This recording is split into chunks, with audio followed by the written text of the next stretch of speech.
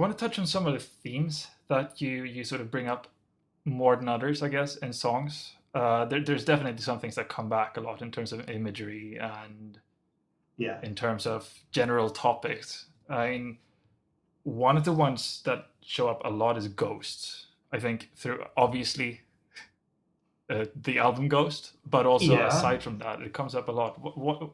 What do they signify to you? So ghosts for me are not a metaphysical entity. I'm not using them in the term in the way that I think most people would. For me, it came up is the idea of essentially memories.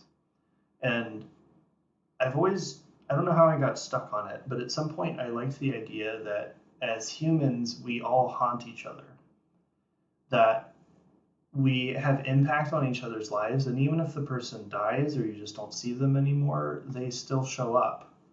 And and I don't say haunted as a negative thing. I just mean that they're with you and they can still affect you. Hmm. And I always liked the idea of we are haunting every building we live in. That was the initial idea for ghosts. Is anywhere you live, you're going to become part of it. You go into the walls. Something you forgot behind when you moved could show up for the next person. It's like there's always traces of you being left around. Hmm. But also through memory, we do it all the time. And so for me, oftentimes, ghost really just means the past that's not totally going away. Hmm. You're not forgetting it, and you're carrying it with you for some reason.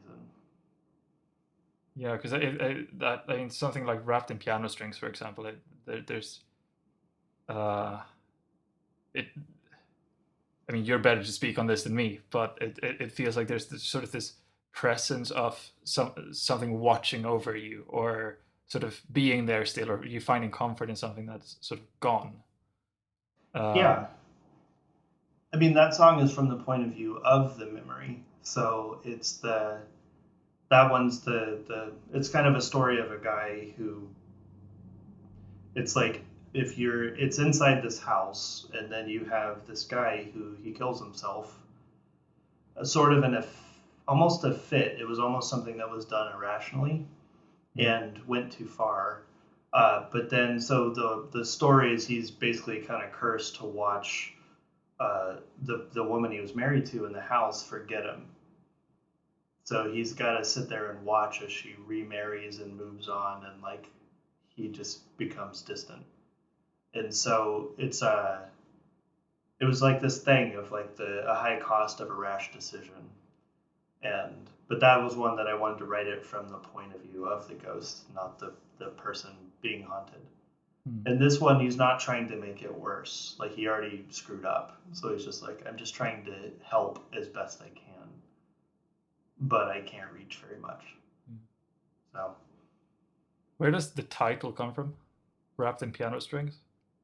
it's I don't. This is the sad part is I don't remember who wrote it, but it was from a poem, and I remember reading a poem where it was saying it was like as though the piano wire enveloped them. It was like almost describing it like the obsession of a musician, and it becomes like a cocoon Mm, of like the instrument is trapping you or something.